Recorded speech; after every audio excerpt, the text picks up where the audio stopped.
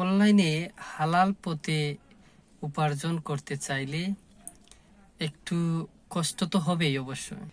এই সোশ্যাল মিডিয়ায় বা অনলাইনে যে বিজনেসগুলা, এগুলা যদি আপনি সফল হতে চান, অবশ্যই একটু কষ্ট করতে হবে, সময় লাগবে, ধৈর্য ধরতে হবে।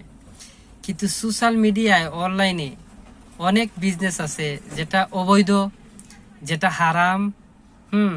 আপনি অনলাইনে জুয়া খেলতে পারেন, অনলাইনে নাচানাচি করতে পারেন, বিভিন্ন ধরনের অনলাইনে বিজনেস করা যায়, তবে এটা হালাল হবে না।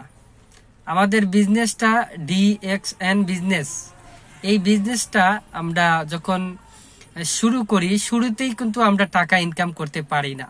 আমাদের পরিশ্রম করতে হয়, ধৈর্য ধরতে হয়, সময় লাগবে, অনেক সময় লাগবে। তো এটা আসলে ধৈর্যের প্রয়োজন আছে। অনলাইনে আপনি টাকা ইনকাম করতে চাইলে একটু সময় অবশ্যই লাগবে, এটা ধৈর্য ধরতে হবে। তো সবাই অনলাইনে ইনকাম করতে চাইলে একটু ধৈর্য ধরে কাজ করতে হবে। আসসালামু আলাইকুম।